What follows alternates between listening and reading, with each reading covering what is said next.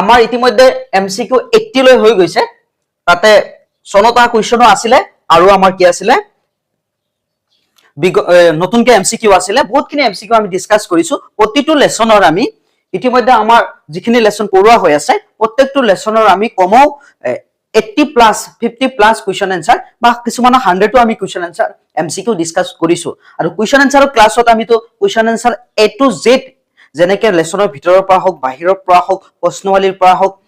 আৰু অনুসূলীৰ পৰা হওক এভৰিথিং আমি ডিসকাস কৰিছো তোমালোকৰ কাৰণে বহুত ভাল এটা প্ৰিপাৰেচন হ'ব যদি তোমালোকে ৰেগুলাৰ ক্লাছটো কৰা যদি আজি প্ৰথম আহিছা চেনেলটো সাবস্ক্ৰাইব কৰি লবা আৰু কাষত থকা বেল আইকনখন ক্লিক কৰি লবা আৰু যদি তোমাৰ ঘৰত কোনবা 9ৰ কি ষ্টুডেন্ট আছে বা ডিএলএড বিএড পেড এক্সাম দিবলৈ প্ৰস্তুত কৰি প্ৰিপাৰেচন লৈ আছে তেতিয়ালে হিয়তক আমাৰ চেনেলৰ লিংকটো পঠাই দিব পাৰা ৰেগুলাৰ ক্লাছ হৈ আছে আৰু সিটেটৰ মেথছ আৰু এছামিছৰ ৰেগুলাৰ ক্লাছ হৈ আছে গতিকে যদি সিটেটৰ কোনোবা ক্যান্ডিডেট আছে তাকো শেয়াৰ কৰি দিব পাৰা গতিকে সোয়া এতিয়া আমি 81 পৰা স্টাৰ্ট কৰিম আজি যদি অষ্টসূত্ৰ সম্পূৰ্ণ সঠিক হলেহেতেন তেন্তে সোয়া আমি জানো যে অষ্টসূত্ৰ আছে নিউলেঞ্জৰ যে প্ৰতি অষ্টম মৌলৰ ভৰ মৌলৰ ৰাসায়নিক ধৰ্ম প্ৰথম মৌলৰ হৈতে একে হ'ব লাগে 8 এনেকে 16 এনেকুৱা হ'ব লাগে যে একৰ যি ৰাসায়নিক ধৰ্ম 8 প্ৰতি অষ্টম নম্বৰ মৌলৰ ধৰ্ম একে হ'ব লাগে আৰু এটো মাত্ৰ ক্যালসিয়ামলৈ চলিছিল আৰু এটো পাতৰ মৌলৰ ক্ষেত্ৰত প্ৰযোজ্য আছিল কিন্তু যদি এটো হলে হয় তেতিয়াল কোনটো আমাৰ সঠিক হলে হয় সো যদি অষ্টসূত্ৰ সম্পূৰ্ণ সঠিক হলেহেতেন যদি এটো চলিলে হয় তেতিয়াল আমি কোনটো মানি চলিলো হেতেন এক নম্বৰ অপচন আছে প্ৰতিটো অষ্টম মৌলৰ ধৰ্ম একে হলহেতেন বি নম্বৰ অপচন সকলো মৌল একে হলহেতেন সি নম্বৰ কোনো ধাতু নাথাকিলেহেতেন ডি নম্বৰ গ্যাস নাথাকিলেহেতেন সোয়া প্ৰতিটো অষ্টম মৌলৰ ধৰ্ম একে হলহেতেন এটো হ'ব আমাৰ ৰাইট আনসাৰ কাৰণ যেহেতু সূত্ৰটি আছিল প্ৰতি অষ্টম মৌলৰ ধৰ্ম একে হ'ব লাগে যেতিয়া মানি ললো হয় আমি বা চলিলে হয় তেতিয়ালে সকলো প্ৰথম মৌলৰ ধৰ্ম অষ্টম মৌলৰ হৈতে মিলিলে হয় 82 নম্বৰ চাবা নিউলেঞ্জৰ সূত্ৰ আধুনিক পৰ্যাবৃত্ত সূত্ৰৰ পূৰ্বসূৰী বুলি কিয় কোৱা হয় সোয়া ই মৌলৰ ধৰ্মৰ পুনৰাবৃত্তি দেখুৱাইছিল ই সকলো মৌলৰ আৱিষ্কাৰ কৰিছিল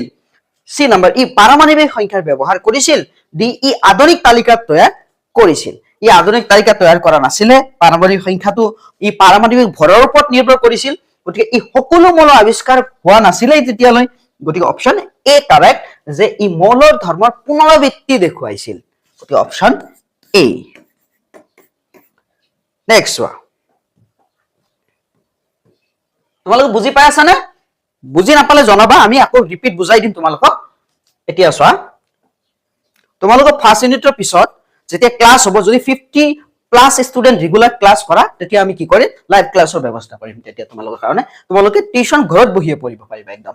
সোয়া 83 নম্বৰ সোয়া মৌল X এ XCl2 সংকেতক ক্লোৰাইড গঠন কৰিছে সো মৌল X এ XCl2 যৌগ কেনেকে গঠন হয় সো ক্লোৰিনৰ যোজ্যতা 1 ইয়াৰ যোজ্যতা কি 2 এটো কত গৈছে Cl আৰু এটো 1 ত সেইকাৰণে X ৰ লগত একো হোৱা নাই সো কি কৈছে কোৱেশ্চনটো ই উচ্চ গলনাঙ্ক যুক্ত এটা গোটা পদাৰ্থ অৰ্থাৎ ধাতু হয় মৌল X তলৰ কোনটোৰ হৈতে একেটা বৰ্গত থকাৰ সম্ভাৱনা সবাতোকৈ বেছি যে মৌল X টো কাৰ হৈতে থকাৰ সম্ভাৱনা আছে তো আহিছিলে সোয়া 2019 তো আহিছিলে 24 তো আহিছিলে দুইবাৰ আহিছিলে আকৌ বুজি লোৱা যে মৌল X এ XCl2 গঠন কৰিছে তেনেহলে তলৰ কোনটো মৌলৰ হৈতে একে বৰ্গত থাকিব সো একে বৰ্গত থাকিবলৈ হলে যোজক ইলেক্ট্ৰন একে হ'ব লাগিব সোডিয়ামৰ যোজক ইলেক্ট্ৰন কিমান 281 ইলেক্ট্ৰন বিনা যোজক ইলেক্ট্ৰন 1 গতিকে যেহেতু যোজ্যতা 2 থকা মৌল লাগে সোডিয়ামৰ যোজ্যতা 1 নহব সোডিয়াম নহব ম্যাগনেসিয়াম 282 ম্যাগনেসিয়ামৰ যোজ্যতা কিমান 2 আৰু আমাৰ লাগে 2 থকা যোজ্যতা থকা মৌল গতিকে আমাৰ অপচন হ'ব বি ম্যাগনেসিয়াম কিমান হয় চাইছা না কিন্তু দুইবাৰ আহিছিলে পৰীক্ষা গতিকে সোয়া 84 নম্বৰ সোয়া মেন্ডেলিভৰ পৰ্যাবৃত্ত তালিকাখন প্ৰথম প্ৰকাশ কেতিয়া হৈছিল সোয়া 1869 1872 1880 1880 1913 কোনটো হ'ব 1872 অপচন বি নেক্সট তোমালোকে পিন কৰি নলবা পাৰাপক্ষত লিখি লবা আৰু যদি সময় অলপ কম থাকে তেতিয়ালে তোমালোকে পিন কৰি লবা পিন কৰিলে 4 in 1 ত কৰিবা বা 2 in 1 কৰিবা এটা পেজত যাতে দুটা পেজ আহি যায় তেতিয়া তোমালোকৰ সুবিধা হ'ব আৰু যদি প্ৰিন্ট কৰাৰ কাৰণে ডাইৰেক্ট আউট পেজ নোহোৱাকৈ কোনো ধৰণৰ PDF লাগে তোমালোকে কমেন্টত জনাবা তেতিয়া আমি প্ৰভাইড কৰিম তোমালোকক 85 মেন্ডেলিভৰ পৰ্যাবৃত্ত তালিকাৰ শীৰ্ষত থকা আৰ আখৰে কি বুজাইছে তোমালোকে নিশ্চয় জানা আৰ আখৰে কি বুজাইছে মৌলক বুজাইছে মৌলক বুজাইছে গতিকে ৰেডিকেল নহব ৰিএকচন নহব ৰিসাইডো নহব সি মৌলক বুজাইছে আৰ আখৰে মেন্ডেলিভৰ পৰ্যাবৃত্ত তালিকাৰ শীৰ্ষত থকা যিটো আৰ আখৰ আছে সেই আৰ আখৰে কি বুজাইছে আৰ আখৰে আমাক সি মৌল বুজাইছে 86 নম্বৰ চাবা CH4 মেন্ডেলিভৰ তালিকাত কেনেদৰে প্ৰকাশ কৰা হৈছিল CH4 এতিয়া ইয়াতে H হল হাইড্ৰোজেন হাইড্ৰোজেনটো এনেকৈ ৰাখিছিল অক্সাইড আৰু হাইড্ৰাইড সেম ৰাখিছিলে কিন্তু C কাৰ্বনক R হিচাপে লিখিব CH4 ক RH4 অর্থাৎ কোট আছে সোয়া RH RH2 RH4 option C next ওয়া 87 CO2 মেন্ডেলিভৰ তালিকাত কেনেদৰে প্ৰকাশ কৰিছে সোয়া অক্সাইডটো সেম ৰাখিব CO2 অক্সাইড সেম থাকিব কিন্তু যৌগ মৌলবোৰ কি হিচাপে লিখিছিল R হিচাপে গতিকে RO2 অপশন সোয়া ARO2 option B is correct here clear 88 number সোয়া মেন্ডেলিভৰ মতে একে বৰ্গৰ মৌলসমূহৰ কি আদৃশ্য থাকে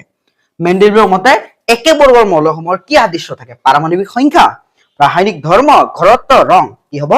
ৰাসায়নিক ধৰ্ম যে একে বৰ্গত হিসমূহ থাকিব যাৰ ৰাসায়নিক ধৰ্ম একে অপশন বি নেক্সট চাবা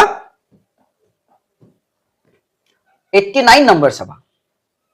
89 নম্বৰ কি কৈছে 89 নম্বৰ কৈছে যোগ্যতা গণনা কৰাৰ সময়ত কোন কক্ষটো বিবেচনা কৰা হয় যোগ্যতা আমি যেতিয়া গণনা কৰো তেতিয়ালে কেনেকৈ কৰো সাপোজ এটা মৌল ধৰা তোমাৰ মেগনেছিয়াম ইয়াত কি ওলাব লাগে আমাৰ যোগ্যতা ওলাব লাগে মেগনেছিয়ামৰ ইলেক্ট্ৰনীয় বিন্যাস আমি লিখিম এনেকৈ 282 12 নম্বৰ মৌল তেতিয়া আমি কোনটো চাম যোগ্যতা ওলাবলৈ হলে যোজক কক্ষ চাম যেহেতু দুটা ইলেক্ট্ৰন আছে টেক কৰিব যোগ্যতা কিমান হ'ব 2 যোগ্যতা 2 গতিকে আমি কোনটো কক্ষ চাম যোজক কক্ষ চাম গতিকে প্ৰথম কক্ষ নাচাও দ্বিতীয় কক্ষ নাচাও বহি কক্ষ বা যোজক কক্ষ অপশন সি সোয়া যোজক কক্ষ হ'ব পাৰে বা বহি কক্ষ হ'ব পাৰে বা শেষ কক্ষ বুলি দিব পাৰে 90 নম্বৰ সোয়া উক্তি এ বৰ্গ এটাৰ মৌলসমূহৰ যোগ্যতা সাধাৰণতে একে হয় এটা বৰ্গত যোগ্যতা বিলাক সোয়া এটা বৰ্গত সাপোজ 1 নম্বৰ বৰ্গত থাকিবলৈ হলে যোজক কক্ষত এটা ইলেক্ট্ৰন থাকিব লাগিব অৰ্থাৎ যোগ্যতা সেম হয় যোগ্যতা কি হয় সেম হয় যুক্তি সোয়া কাৰণ হিয়তৰ যোজক ইলেক্ট্ৰনৰ সংখ্যা একে হয় যেটো যুক্তিও ৰাইট আমাৰ উক্তিও ৰাইট গতিকে অপশন এ সোয়া এ আৰু আৰ দুইটাই শুদ্ধ আৰু আৰ হৈছে এৰ সঠিক ব্যাখ্যা গতিকে আমাৰ দুইটাই যেহেতু শুদ্ধ গতিকে অপশন এ কাৰেক্ট হবে ইয়াত আমাক কৈছে বৰ্গ এটাৰ মৌলসমূহৰ যোগ্যতা সাধাৰণতে কি হয় একে হয় ৰাইট আৰু হিয়তৰ যোজক ইলেক্ট্ৰনৰ সংখ্যাও একে হয় নেক্সট চাবা 91 নম্বৰ সোয়া তলৰ কোনটো শুদ্ধ উক্তি সোয়া এ যোগ্যতা বহি কক্ষৰ ওপৰত নিৰ্ভৰ কৰে এটো জানো নিষ্ক্ৰিয় গেছৰ যোগ্যতা 0 সোয়া নিষ্ক্ৰিয় গেছ যেনেকৈ হিলিয়াম 2 হিলিয়াম 2 নম্বৰে হয় দুটাতকৈ বেছি ইলেক্ট্ৰনেই নাই গতিকে 1 নম্বৰ কক্ষত দুটা ইলেক্ট্ৰন লাগে দুটাই ইয়াৰ যোগ্যতা 0 নিয়ন সোয়া নিয়ন 10 নম্বৰ 28 প্ৰথম কক্ষ বাদে সেকেন্ড কক্ষ বা তাৰ পিছৰ কক্ষ বিলাকত বহি কক্ষত 8টা ইলেক্ট্ৰন থাকিলে সুস্থিৰ হয় গতিকে সুস্থিৰ ইয়াৰ যোগ্যতা 0 আৰ্গন সোয়া 18 নম্বৰ 288 ইউ সুস্থিৰ বহি কক্ষৰ আগৰ কক্ষত 8টা আছে বহি কক্ষতো 8টা আছে গতিকে ইয়াৰ যোগ্যতা কিমান হ'ব 0 গতিকে আমি বুজি পালো যে নিষ্ক্ৰিয় গেছবোৰৰ যোগ্যতা শূন্য হয় এটো ৰাইট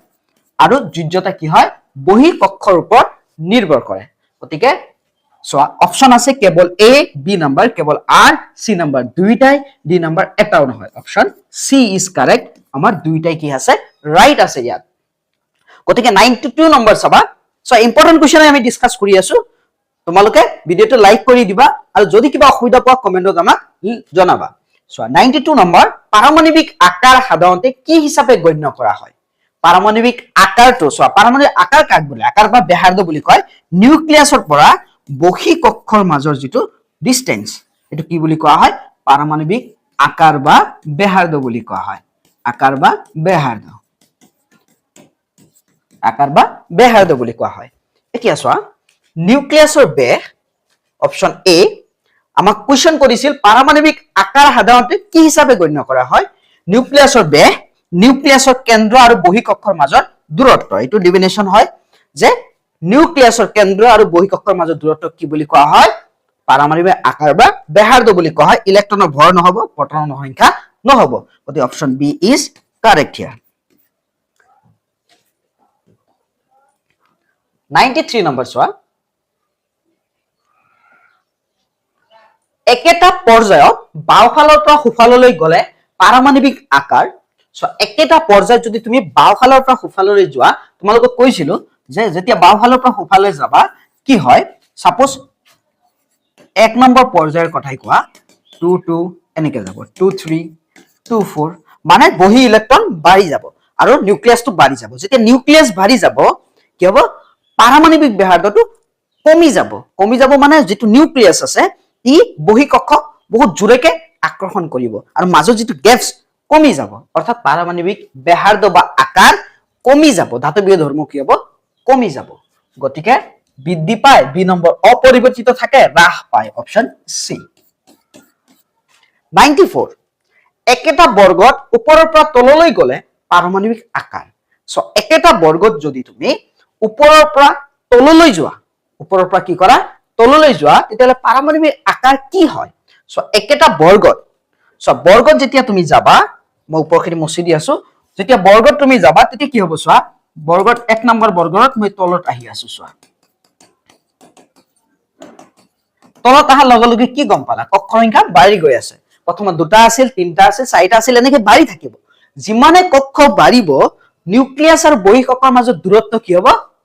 বাঢ়িব আৰু দূৰত্ব বাঢ়িলে আকৰ্ষণ বল কমিব আৰু আকৰ্ষণ বল কমিলে ধাতৱীয় ধৰ্ম বাঢ়িব মানে ইলেক্ট্ৰন সহজে টেক কৰিব আৰু মাজৰ যেটো গেপছ বাঢ়িলে পাৰমাণৱিক আকাৰ বা ব্যাসাৰ্ধ বাঢ়িব গতে বৰ্গত ওপৰৰ পৰা তললৈ পাৰমাণৱিক ব্যাসাৰ্ধ তোমাৰ কি হয় বাঢ়ি যায় আৰু ধাতৱীয় ধৰ্ম বাঢ়ি যায় গতিকে একেটা বৰ্গত ওপৰৰ পৰা তললৈ গলে পাৰমাণৱিক আকাৰ কি হ'ব বৃদ্ধি পাব অপচন এ হ্ৰাস পায় বি বৃদ্ধি পায় সি একে থাকে ডি প্ৰথমে হ্ৰাস পায় পিছত বৃদ্ধি পায় গতিকে আমাৰ হ'ব অপচন বি বৃদ্ধি পায় বৰ্গত ওপৰৰ তললৈ গলে ধাতৱীয় ধৰ্ম পাৰমাণৱিক আকাৰ দুইটাই বৃদ্ধি পায় 95 নম্বৰ চাবা মেন্ডেলিভৰ পৰ্যাবৃত্ত তালিকাক ইউনিফাইং প্ৰিন্সিপল অফ কেমিষ্ট্ৰি কিয় কোৱা হয় চোৱা সকলো অপচন এ সকলো মলক একেলগে সংগঠিত কৰিছিল সকলো যৌগক একেলগে ৰাখিছিল সকলো গেছক একেলগে ৰাখিছিল কোনো এটাও নহয় মেন্ডেলে কি কৰিছিল যিখিনি মৌলই পাইছিল একেলগে ৰাখিবলৈ সংগঠিত কৰিবলৈ চেষ্টা কৰিছিল গতিকে অপচন হ'ব এ হেইকাৰণে ইয়াক কি বুলি কোৱা হয় unifying principle of chemistry next চোৱা 96 নম্বৰ স্কেন্ডিয়াম আৱিষ্কাৰে কি প্ৰমাণ কৰিলে মেন্ডেলিভৰ ভুল আছিল বি নম্বৰ মেন্ডেলিভৰ ভৱিষ্যৎবাণী সঠিক আছিল সি নম্বৰ পৰ্যাবৃত্ত সূত্ৰ ভুল ডি নম্বৰ আধুনিক তালিকা ভুল চোৱা তেতিয়া আধুনিক তালিকা আৱিষ্কাৰ হোৱাই নাছিল গতিকে মেন্ডেলিভৰ যেটো ভৱিষ্যৎবাণী কৰিছিল যে গেলিয়াম জাৰ্মেনিয়াম আৰু স্কেন্ডিয়াম হিচাপে একা বৰণ একা সিলিকন একা এলুমিনিয়াম ওলাইছিলে হেতু মেন্ডেলিভৰ ভৱিষ্যৎবাণী সঁচা হৈছিল বুলি যেতিয়া স্কেন্ডিয়াম আৱিষ্কাৰ হৈ গল তিনটা মৌল আৱিষ্কাৰ হৈ গল তেতিয়া বিশ্বাস কৰিব লগা হৈ গল গতিকে option B is correct here next one 97 number চাবা কি কৈছে চোৱা Cl35 Cl37 ৰাসায়নিক ধৰ্ম চোৱা দুয়োটাই কি হল ইয়াতে সমস্থানিক এটা দুইটাই সমস্থানিক যেহেতু পাৰমাণৱিক এটা সমস্থানিক এই দুটা সমস্থানিক হয় ইয়াতৰ পাৰমাণৱিক ধৰ্ম একে পাৰমাণৱিক সংখ্যা একে পাৰমাণৱিক ভৰ বেলেগ বেলেগ গতিকে এটা হল 35 এটা 37 গতিকে ইহতৰ ধৰ্ম কি হ'ব যেহেতু পাৰমাণৱিক সংখ্যা একে ধৰ্ম কি হ'ব একে এ নম্বৰ পৃথক বি নম্বৰ একে সি নম্বৰ বিপৰীত ডি নম্বৰ অনিশ্চিত অপচন বি একে হ'ব যেহেতু পাৰমাণৱিক সংখ্যা একে সমস্থানিক 98 নম্বৰ সমস্থানিকৰ অস্তিত্বই কোন সূত্ৰক চ্যালেঞ্জ কৰিছিলে মেন্ডেলিভৰ সূত্ৰক সমস্থানিকে চ্যালেঞ্জ কৰিছিলে গতিকে Dalton theory modern periodic theory Mendeleev periodic theory bore model option হ'ব সি তো অসমীয়াটো আহিব পাৰে তুমি অসমীয়াটো লিখি ল'ব পাৰা চোৱা 99 নম্বৰ চাবা আধুনিক পৰ্যাবৃত্ত তালিকাত আইসোটপস একে স্থানত থাকে কাৰণ আইসোটপ মানে সমস্থানিকবোৰ কাৰণ ভৰ একে পাৰমাণৱিক সংখ্যা একে ৰং একে অৱস্থা একে সমস্থানিক কাক কয় যিবোৰ মলৰ পাৰমাণৱিক সংখ্যা একে কিন্তু ভৰ বেলেগ বেলেগ তাক কি বুলি কয় সমস্থানিক আৰু গতিকে অপচন হ'ব পাৰমাণৱিক সংখ্যা একে অপচন বি 100 নম্বৰ চাবা কোবাল্ট আৰু নিকেলৰ সমস্যা আধুনিক তালিকাত কেনেকৈ সমাধান কৰা হৈছিল চোৱা কোবাল্ট আৰু নিকেলক কি কৰা হৈছিল সমস্যাটো সমাধান কৰা হৈছিল পাৰমাণৱিক ভৰ ব্যৱহাৰ কৰি পাৰমাণৱিক সংখ্যা ব্যৱহাৰ কৰি ঘনত্ব ব্যৱহাৰ কৰি আয়তন ব্যৱহাৰ কৰি তোমালোকে নিশ্চয় জানা আধুনিক পৰ্যাবৃত্ত তালিকাত সদায় পাৰমাণৱিক সংখ্যাৰ ওপৰত নিৰ্ভৰ কৰি গুৰুত্ব দিয়া হৈছিল বহুৱা হৈছিল গতিকে নিকেল আৰু কোবাল্টৰ সমস্যাটো পাৰমাণৱিক সংখ্যাৰ ওপৰতে ব্যৱহাৰ কৰি সমাধান কৰা হৈছিল গতিকে অপচন হ'ব বি নেক্সট চোৱা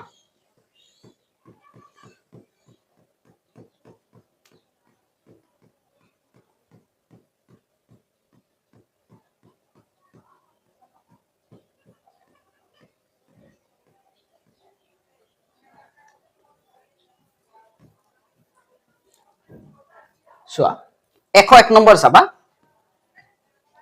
ইয়াতে মই 128 টা কোৱেশ্চন আলোচনা কৰিম আৰু এতিয়া আমাৰ 5 নম্বৰ লেসনৰ লাষ্ট ক্লাস হ'ব আমি ইয়াৰ পিছত 6 নম্বৰ ক্লাস ষ্টাৰ্ট কৰিম এক্সাম আহিছে তোমালোকৰ সেইকাৰণে আমি ডাবল ক্লাসৰ ব্যৱস্থা কৰিম চোৱা এতিয়া যদি সময়ৰ অলপ অভাৱ হৈ আছে কাৰণ সিটেটৰ ক্লাস আছে 9 অৰ 10 অৰ ডিএলএড পেটৰ গতিকে তথাপিও আমি চেষ্টা কৰি আছো ৰেগুলাৰ ক্লাস ডাবল ক্লাস দিবলৈ 101 নম্বৰ চাবা নোবল গেছবোৰক পৃথক বৰ্গত ৰখা হয় নিষ্ক্ৰিয় মৌলবোৰক পৃথক বৰ্গত ৰখা হয় এটা আমি জানো যুক্তি ইহত ৰাসায়নিকভাৱে অতি নিষ্ক্ৰিয় সেইকাৰণে ইয়াত এক্সট্ৰাকে ৰাখা হয় বাকি মৌলৰ লগত কাৰো সম্পৰ্ক নাই গতিকে দুইটাই ৰাইট গতিকে আমাৰ অপচন হ'ব চোৱা এ নম্বৰ অপচন চোৱা এ আৰু আৰ দুইটাই সত্য আৰ সঠিক ব্যাখ্যা গতিকে অপচন এ কাৰেক্ট বাকিখিনি আৰু পৰিচালে চাব পাৰা কিন্তু প্ৰথমে যেটো ৰাইট পাই গৈছো আৰু চাবলৈ দৰকাৰ নাই 102 নম্বৰ চোৱা মেন্ডেলিভে পাৰমাণৱিক ভৰক ভিত্তি কৰিছিল এটো ৰাইট মেন্ডেলিভে কি কৰিছিল পাৰমাণৱিক ভৰৰ ভিত্তি হিচাপে লৈছিল সেই সময়ত পাৰমাণৱিক সংখ্যাৰ ধাৰণা জনা নাছিলে পাৰমাণৱিক সংখ্যাৰ বিষয়ে ইমান আয়ত্ত নাছিলে বা ইমান ধাৰণা নাছিলে গতিকে অপচন এ চোৱা এ আৰু আৰ দুইটাই সত্য আৰ সঠিক ব্যাখ্যা গতিকে অপচন এ ইজ কাৰেক্ট এটা হ'ব অপচন এ নেক্সট চাবা 103 নম্বৰ 103 চোৱা কি কৈছে কোনটো বক্তব্য শুদ্ধ এই নাম চোৱা এই নম্বৰ অষ্টসূত্ৰ সকলো মৌলৰ ক্ষেত্ৰত খাপ খায় এটো ভুল অষ্টসূত্ৰ কেৱল ক্যালসিয়াম পাতল মৌলৰ ক্ষেত্ৰত প্ৰয়োগ আছিল ক্যালসিয়ামৰ পিছৰ মৌলবিলাকৰ ক্ষেত্ৰত অষ্টসূত্ৰ প্ৰয়োগ হোৱা নাছিল নিউল্যান্ডে 100 টা মৌল জানিছিল নহয় নিউল্যান্ডে জানিছিল 56 টা নিউল্যান্ডে জানিছিল 56 টা আৰু ডবাৰেইনাৰে জানিছিল 30 টা আৰু মেন্ডেলিভে জানিছিল 63 আৰু বৰ্তমান আৱিষ্কাৰ হৈছে 118 টা সো সংগীতৰ অষ্টম স্বৰ প্ৰথম স্বৰৰ সৈতে একে হয় এটো ৰাইট সো সংগীতৰ সোৱা যে সা ৰে গা মা পা দা নি সা হাতৰ পিছত 8 নম্বৰ আকৌ ৰিপিট হয় এটোৰ ওপৰত ভিত্তি কৰি অষ্টসূত্ৰ বনোৱা হৈছিল এটো শুদ্ধ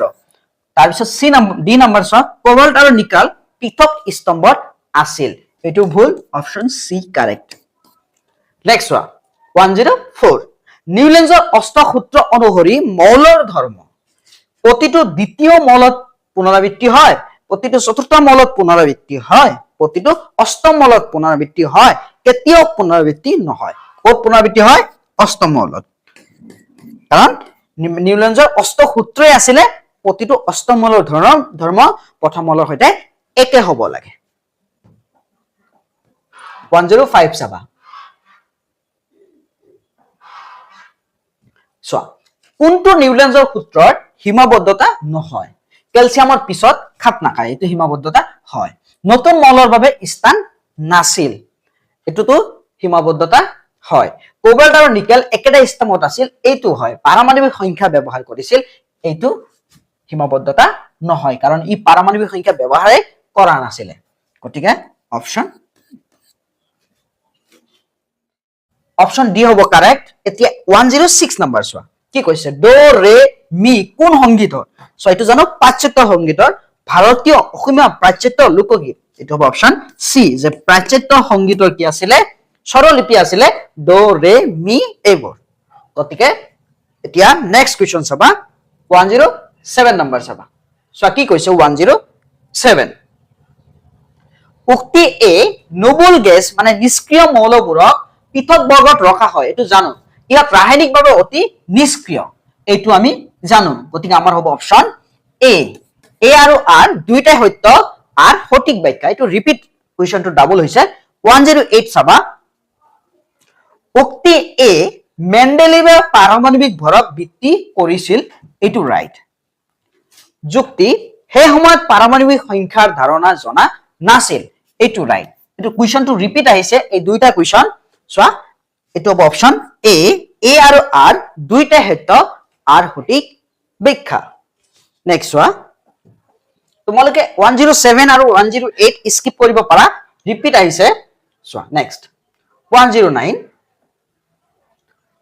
তলৰ কোনটো মেণ্ডেলিভে ভৱিষ্যৎবাণী কৰা মৌল নহয়। তিনিটা মৌল ভৱিষ্যৎবাণী কৰিছিলে, গেলিয়াম, স্কেন্ডিয়াম, জাৰ্মেনিয়াম, হেলিয়াম নহয়। গতিকে অপশন ডি। 110 নম্বৰ চাবা, মেণ্ডেলিভৰ আটাইতকৈ ডাঙৰ সফলতা কোনটো। মেণ্ডেলিভৰ নোবল গেছৰ স্থান, নতুন মৌলৰ ধৰ্ম আৰু অৱস্থানৰ ভৱিষ্যৎবাণী, হাইড্ৰজেনৰ স্থান, আইচটপছ। কোনটো হ'ব, নতুন মৌলৰ যে ভৱিষ্যৎবাণী কৰিছিল নহয়, সেইটো কি হৈছিল, চেম ওলাই গৈছিল। গেলিয়াম, স্কেন্ডিয়াম, জাৰ্মেনিয়াম তিনিটা মৌল কি হৈছিল, ওলাই পৰিছিলে।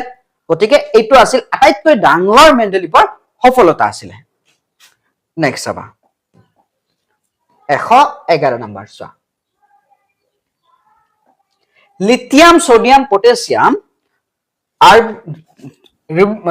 ৰেডিয়াম, স্কেন্ডিয়ামৰ ভিতৰত আটাইতকৈ সৰু পৰমাণু কোনটো, আমাৰ হ'ব লিথিয়াম, কাৰণ লিথিয়াম একেবাৰে সৰু। 3 নম্বৰ, ডি নম্বৰ। নেক্সট চাবা 112 নম্বৰ, পৰ্যাবৃত্ত তালিকা বাওঁফালে সাধাৰণতে কোনবোৰ মৌল থাকে। বাওঁফালে ধাতুবোৰ থাকে, সোঁফালে কি থাকে, বেছিভাগ অধাতু থাকে। গতিকে অপশন এ ধাতু, বি অধাতু, অপশন এ অধাতু, বি ধাতু, সি নিষ্ক্ৰিয় গেছ, ডি ধাতু কল্প। গতিকে অপশন বি বাওঁফালে সদায় কি থাকে, অপশন বি বাওঁফালে সদায় কি থাকে, ধাতু থাকে। যিমানে সোঁফালে যাব পৰ্যাবৃত্ত তালিকাৰ পৰ্যায়ত, সিমানে কি হ'ব, তোমাৰ ধাতৱীয় ধৰ্ম কমি যাব। নেক্সট চোৱা 113, চোৱা কি আছে, পৰ্যাবৃত্ত তালিকাৰ সোঁফালে সাধাৰণতে কোনবোৰ মৌল থাকে, অধাতু। গতিকে ধাতু এ নম্বৰ, বি নম্বৰ অধাতু, সি নম্বৰ ক্ষাৰ ধাতু, ডি নম্বৰ স্থানান্তৰ ধাতু। অপশন হ'ব অধাতু বি। নেক্সট চোৱা 114 নম্বৰ চাবা, ধাতুৰ অক্সাইড সাধাৰণতে কি হয়, আমি জানো ক্ষাৰকীয়। ধাতুৰ অক্সাইড ক্ষাৰকীয়। অপশন এ আম্লিক, বি ক্ষাৰকীয়, সি নিৰপেক্ষ, ডি উদাসীন। অপশন হ'ব বি ক্ষাৰকীয়। ধাতব অক্সাইড সদায় ক্ষাৰকীয় হয় আৰু অধাতৱী অক্সাইড কি হয়, আম্লিক হয়। চোৱা 115 নম্বৰ চাবা কি কৈছে, চোৱা অধাতুৰ অক্সাইড কি হয়, সাধাৰণতে ক্ষাৰকীয়। ধাতৱী অক্সাইড ক্ষাৰকীয় হয়, গতিকে ক্ষাৰকীয় নহয়। বি নম্বৰ আম্লিক, সি নম্বৰ নিৰপেক্ষ, ডি নম্বৰ ধাতৱীয়। অধাতুৰ অক্সাইড বিলাক সদায় আম্লিক হয় আৰু ধাতৱী অক্সাইড বিলাক সদায় ক্ষাৰকীয় হয়। Option B is correct here. 116 number, তলৰ কোনটো শুদ্ধ। চোৱা উক্তি এ ধাতুবোৰে ইলেক্ট্ৰন ত্যাগ কৰে, এইটো ৰাইট। ধাতুবোৰে ইলেক্ট্ৰন ত্যাগ কৰে, অধাতুবোৰে ইলেক্ট্ৰন গ্ৰহণ কৰে, এইটো ৰাইট। চোৱা যেনেকে সোডিয়াম 11 নম্বৰ 281, ক্লোৰিন 17 নম্বৰ 287। সোডিয়ামে এটা ত্যাগ কৰিব, ক্লোৰিনে এটা গ্ৰহণ কৰিব, এনেকে হ'ব NaCl। গতিকে সোডিয়াম ধাতু, ক্লোৰিন অধাতু, গতিকে দুইটাই শুদ্ধ। অপশন এ কেৱল আৰ শুদ্ধ, অপশন বি কেৱল, অপশন এ কেৱল এ শুদ্ধ, অপশন বি কেৱল আৰ শুদ্ধ, সি দুইটাই শুদ্ধ, ডি এটাও নহয়, অপশন সি। নেক্সট 117 117 নম্বৰ চাবা কি কৈছে তলৰ কোনটো ভুল তলৰ কোনটো অশুদ্ধ সোডিয়াম এটা ধাতু ৰাইট Cl এটা অধাতু ৰাইট Si এটা ধাতু গল্প সিলিকন ধাতু গল্প অক্সিজেন এটা ধাতু অক্সিজেন সোৱা অক্সিজেন 8 নম্বৰ 26 ই দুটা গ্ৰহণ কৰিলে অধাতু গতিকে অপচন ডি অশুদ্ধ এটা ৰাইট আনসাৰ হ'ব অপচন ডি 118 নম্বৰ চাবা পৰ্যাবৃত্ত তালিকাত তলৰ কোনটো ধৰ্ম বৰ্গ এটা ওপৰৰ পৰা তললৈ কি হয় বাঢ়ে চোৱা বৰ্গ এটা ওপৰৰ পৰা তললৈ কি বাঢ়ে ধাতৱীয় ধৰ্ম আৰু পাৰমাণৱিক আকাৰ বা ব্যাসাৰ্ধ এই দুটা বাঢ়ি যায় বৰ্গ এটাত ওপৰৰ পৰা তললৈ গতিকে অপচন যোগ্যতা 2 ধাতৱীয় গুণ এইটো হয় কাৰ্যকৰী নিউক্লিয়াৰ আদান 4 নম্বৰ পাৰমাণৱিক ব্যাসাৰ্ধ 2 আৰু 4 অপচন A 1 2 নহব B 2 আৰু 4 option B is correct here নিশ্চয় বুজি পাইছা নেক্সট 119 নম্বৰ চাবা কি কৈছে চোৱা মেন্ডেলিভৰ পৰ্যাবৃত্ত তালিকা ব্যৱহাৰ কৰি নিৰ্ণয় কৰা কে মলৰ অক্সাইডৰ সংকেত হল চোৱা কে মল পটাছিয়াম যোজ্যতা হল 281 অৰ্থাৎ যোজ্যতা হল 1 অক্সাইডৰ যোজ্যতা 2 গতিকে অক্সিজেনৰ যোজ্যতা ইয়াত আহিব পটাছিয়ামৰ যোজ্যতা অক্সিজেনত যাব 1 তো শো নকৰি গতিকে K2O চোৱাচোন option A KO2 B K2O option B 120 120 তলৰ কোনটো ধাতু নহয় অধাতু নহয় গতিকে কোনটো হ'ব ধাতু কল্প যেটো হ'ব সব ব্ৰমিন বৰন বিস্মুথ বেৰিলিয়াম ধাতু কল্প কি আছিল চোৱা ব্ৰমিনটো নিষ্ক্ৰিয় মৌল বৰন সিলিকন এবিলাক কি আছিল ধাতু কল্প বৰন কি আছিল ধাতু কল্প গতিকে আমাৰ অপচন বি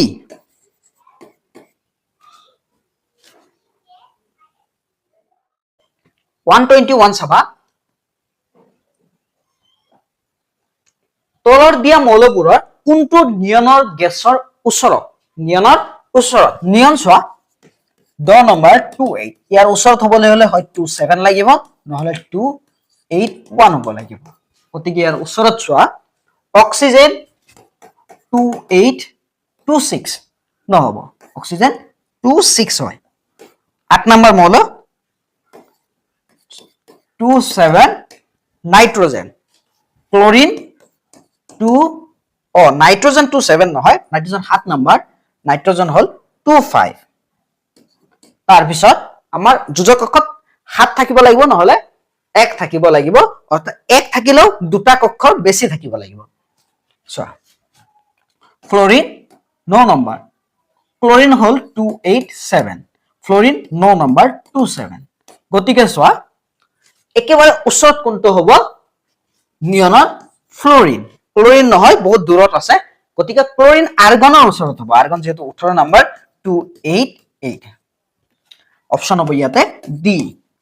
122 চাবা বায়ুমণ্ডলৰ আটাইতকৈ বেছি নিষ্ক্ৰিয় গেছটোৰ নাম কি নামটো হ'ব আমাৰ কি হ'ব আমাৰ argon option B here next চাবা 123 নম্বৰ চাবা কি কৈছে চোৱা ফ্লোৰিন ক্লোৰিন ব্ৰোমিন আৰু আয়োডিন মৌলকেইটা কোনটো বৰ্গৰ অন্তৰ্গত চোৱা 27 ফ্লোৰিন 9 নম্বৰ তাৰ পিছত ক্লোৰিন এটা চালে দুটা চালে তুমি গম পাবা 287 লাষ্টত 7 আছে আৰু 1 নম্বৰ 2 নম্বৰ পৰ্যায়ত থাকিলে কি হয় লাষ্টত 10 যোগ কৰিব লাগে গতিকে 10 যোগ কৰিলে 7 ৰ লগত কিমান হ'ব 17 গতিকে আমাৰ বৰ্গৰ সংখ্যা হ'ব 17 অপচন এ বৰ্গ 14 বি 15 বি সি 16 ডি 17 অপচন ডি নেক্সট চাব 124 সাধাৰণ উষ্ণতাত কোনটো হেলোজেন তৰল অৱস্থাত থাকে কোনটো থাকে আমাৰ নিশ্চয় জানা কোনটো হেলোজেন আমাৰ হ'ব ব্ৰোমিন অপচন সি নেক্সট চাবা 25 নম্বৰ চোৱা কি আছে 25 নম্বৰ হল হাইড্ৰোজেনৰ তেজস্ক্ৰিয় সমস্থানিকটোক কি বুলি কোৱা হ'ব ডিউটাৰিয়াম নাই ট্ৰিটিয়াম ট্ৰিটিয়াম হ'ল হাইড্ৰোজেনৰ তেজস্ক্ৰিয় সমস্থানিক option B is correct here 126 number চাবা গৰল ৰোগৰ চিকিৎসাত তলৰ কোনটো মৌলৰ সমস্থানিক ব্যৱহাৰ কৰা হয় চোৱা গৰল ৰোগৰ চিকিৎসাত কোবাল্ট আয়োডিন ইউৰেনিয়াম ক্লোৰিন কি ব্যৱহাৰ কৰা হয় বি অপচন আয়োডিন নিমখত আয়োডিন হুমাই দিয়া হয় যাতে গৰল ৰোগ নহয় নেক্সট চোৱা 127 কি কৈছে চোৱা পৰ্যাবৃত্ত তালিকাৰ পৰ্যায়বোৰত বাওঁফালৰ পৰা সোঁফাললৈ যাওঁতে ঘটা পৰিৱৰ্তন প্ৰকৃতিৰ ওপৰত আগবঢ়োৱা তলৰ উক্তিসমূহ কোনটো উক্তি শুদ্ধ নহয় কোনটো ভুল হৈ আছে চোৱা পৰ্যাবৃত্ত তালিকাত পৰ্যায়ত যেতিয়া বাওঁফালৰ পৰা সোঁফাললৈ যাবা কি কমি যায় ধাতৱীয় ধৰ্ম কমে তাৰ পিছত পাৰমাণৱিক আকাৰ কমে ইলেক্ট্ৰন ত্যাগ কৰাৰ ক্ষমতা কমি যায় তিনটা কমি যায় এ নাম্বাৰ মৌলবোৰৰ আৰু ৰ হ'ব এইটো মৌলবোৰ কম ধাতৱীয় হৈ পৰে এইটো শুদ্ধ বি নাম্বাৰ যোজক ইলেক্ট্ৰনৰ সংখ্যা বাঢ়ে এইটো শুদ্ধ সি নাম্বাৰ পৰমাণুবোৰে হিয়তৰ যোজক ইলেক্ট্ৰন অধিক সহজে হেৰুৱায় এইটো অশুদ্ধ কাৰণ হিয়তে ইলেক্ট্ৰন হেৰুৱাৰ প্ৰৱণতা কমিহে যায় গতিকে অপচন সি ইয়াতে কাৰেক্ট নেক্সট আবা 128 যদি এটা মৌল সহজে ইলেক্ট্ৰন গ্ৰহণ কৰে তেন্তে সেই মৌলটো কি হ'ব সেই মৌলটো ধাতু হ'ব অধাতু হ'ব নে ক্ষাৰ ধাতু হ'ব নে স্থানান্তৰ ধাতু হ'ব চোৱা যদি মৌলটো কি হয় ইলেক্ট্ৰন কি কৰে গ্ৰহণ কৰে সহজে কি কৰে গ্ৰহণ কৰে তাহলে মৌলটো কি হ'ব অধাতু গতিকে অপচন বি ইয়াতে কাৰেক্ট আমাৰ আজি ক্লাস এইখিনি আছিলে তোমালোকে আমাৰ WhatsApp চেনেলত আৰু সোশ্যাল মিডিয়া হ্যান্ডেল বিলাক ফেসবুক ইনষ্টাগ্ৰাম জয়েন হৈ লবা আৰু তোমালোকৰ যদি কোনো ধৰণৰ এক্সট্ৰা আৰু কোনো ধৰণৰ হেল্প লাগে নোটস লাগে তোমালোকে যোগাযোগ কৰিব পাৰা কমেন্ট সেকশনত লিখিব পাৰা তোমালোকক হেল্প কৰিম আমি ইতিমধ্যে এজনে কমেন্ট কৰিছিলা 9 নম্বৰ লেসন পঢ়াব লাগে আমি 6 শেকোৱাৰ লগে লগে 2-3 দিন পিছতে আমি 9 নম্বৰ লেসন স্টাৰ্ট কৰিম গতিকে তোমালোকৰ সকলোৰে সুস্বাস্থ্য কামনা কৰি নেক্সট ক্লাছত লগ পোৱাৰ আশাৰে আজি ক্লাসখন সমাপ্ত কৰিছো